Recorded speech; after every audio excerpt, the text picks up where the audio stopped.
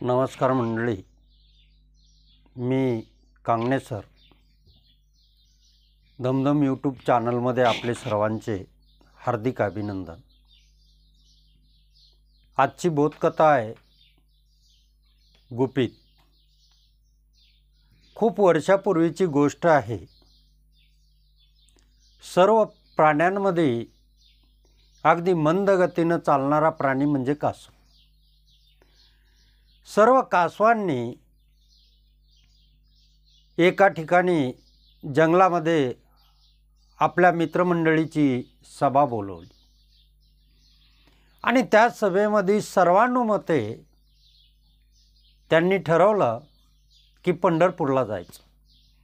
विठ्ठलाच्या दर्शनासाठी पंढरपूरला जाण्याचं सर्व कासव प्राण्यांनी ठरवलं आणि ठरल्याप्रमाणे त्या कासवांनी निघण्याचा दिवस पक्का केला, निश्चित केला।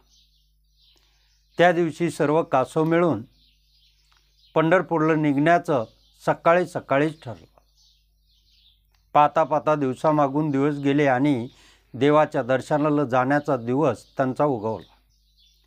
त्या दिवशी सर्वजण आपल्या तयारीनिशी अगदी एका रेषेमध्ये एका लाईननं रस्त्यानं निघालेले।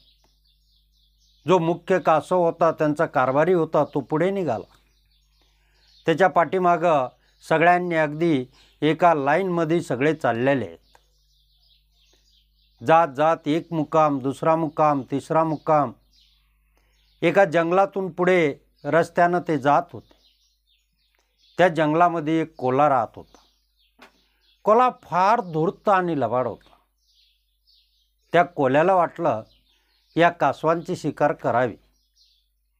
कोल्हा दबा धरून बसला आणि त्या दिंडीतल्या सर्वात मागं असणाऱ्या कासवावरती हल्ला केला। कासवाला ते मारू लागलं।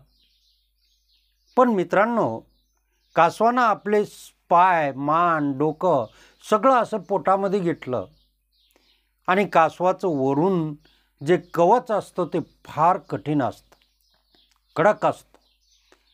असं म्हटलं जातं त्याची ढालसुद्धा बनवल्या जात होती राजा शिवाजी महाराजाच्या काळामध्ये। त्याच्यामुळं त्या कोल्ह्याला काही त्या कासवाला मारता येत नव्हतं। कोल्हा परेशान झालं आणि वापस आलं। आता मात्र ताकदीचा उपयोग करून फायदा नाही, डोक्याचा उपयोग केला पाहिजे असं त्या कोल्ह्यांनी ठरवलं आणि कोल्हा दुसऱ्या दिवशी सकाळी जो मुख्य कासव होता त्यांच्याकडे गेला। त्या मुख्य कासवाकडे गेल्यानंतर कोल्हा काय म्हटलं, कासव दादा, माझ्या हातानं खूप पाप झालं रे। मला असं वाटतं की पापाचं प्रायचित्त म्हणून मी पंढरपूरला तुमच्या दिंडीमध्ये यावं। मी खूप पाप केलेलं आहे, खूप प्राणी खाल्लेत, पण आता मी सुद्धा शुद्ध होण्यासाठी आणि माझं सगळं पाप विसरून जाण्यासाठी मला विठ्ठलाचं दर्शन करण्यासाठी तुमच्यामध्ये येऊ द्या। जो मुख्य कासव होता त्याला माहिती होतं कोल्हा धूर्त आहे, लबाड आहे। मुख्य कासव मानायला तयार नव्हता, तरीसुद्धा या कोल्ह्याच्या इनवण्या, त्याची पायधरणी, त्याचं गोड बोलणं या सगळ्यामुळं मुख्य कासव फसला आणि तो काय म्हणाला, ठीक आहे, चल, तुझी इच्छाच आहे आणि चांगल्या गोष्टीला यायचं म्हणतोस आणि प्रायचित्त घ्यायचं म्हणतोस, तर चल आमच्यासोबत। तोही निघाला। एक मुक्काम संपला। दुसऱ्या मुक्कामी कोल्हा त्या मुख्य कासवाला गोड बोलत होतं आणि गोड बोलून ते म्हटलं, कासवदादा, पंढरपूरला येणं माझ्याच्यानं काही शक्य नाही, कारण 2 दिवस झाले माझ्या पोटामध्ये अन्नाचा कणही नाही, मी काही खाल्लेलं पण नाही आणि पंढरपूर तर खूप दूर आहे, तोपर्यंत मी मरतो, काहीतरी मला खायला दे। मुख्य कासवाला वाटलं ते मागचं कासव एरीही लंगडं झालंय, त्याला काही पंढरपूर गाठता येणं शक्य नाही। तो म्हटला, जा, त्याला खा। कोल्ह्याला वाटलं बरंच झालं। कोल्हा रात्रीच्या अंधाराचा फायदा घेऊन त्या कासवाकडे गेलं आणि त्याला मारू लागलं। पण पहिल्याप्रमाणे त्यानं हातपाय मध्ये घेतले आणि ते काही कासवाला मारता आलं नाही आणि खाता आलं नाही। ते कोलं परत वापस आलं आणि मुख्य कासवाला काय म्हटलं, कासवदादा ते मरतच नाही, काय करावं? कासव म्हटलं, अरे येडा आहे तूच, त्याला काय कर, असं तुझ्या पायानं उलटं पाड.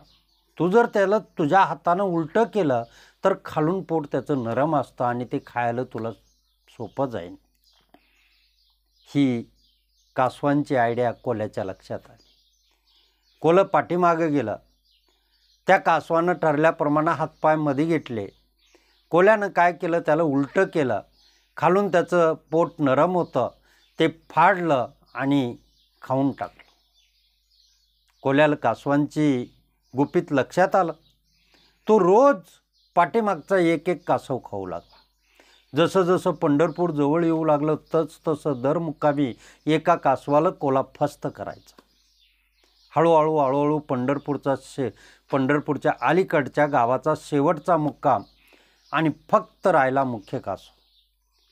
आता कोलं मुख्य कासवाकडे गेला आणि काय म्हटलं, कासवदादा, अरे आपल्या दिंडीतले सगळे कासव संपले, तुझे सगळे सोयरे नातेवाईक मित्र सगळे संपले, आता तूच राहिलास आणि मला भूक तर फार लागली, आता मी कोणाला खाऊ? मुख्य कासव खूप विनवण्या करू लागलं, रडू लागलं, म्हणू लागला, अरे विठ्ठलाचं दर्शन तरी घेऊ दे. पण कोला ऐकायला तयार नव्हता. कोल्यानं त्या मुख्य कासवालाही धरलं आणि मारणार त्या अगोदर मुख्य कासव म्हणू लागला, माझी फार मोठी चूक झाली, आमच्यातलं गुपित तुला सांगितलं आणि माझ्या सगळ्या सोयऱ्यांचं मित्रांचं मी तर जीव गमवून बसलोच, पण माझाही जीव जायला तयार झाला. म्हणून मित्रांनो, आपल्यातलं गुपित जर आपण धूर्त आणि लबाड माणसांसमोर उघड केलं तर ते केव्हा धोका देतील सांगता येत नाही.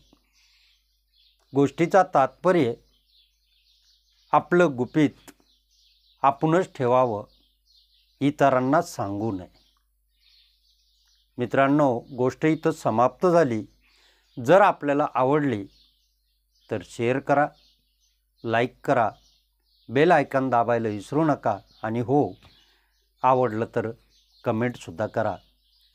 जय हिंद, जय शिवराय, जय महाराष्ट्र.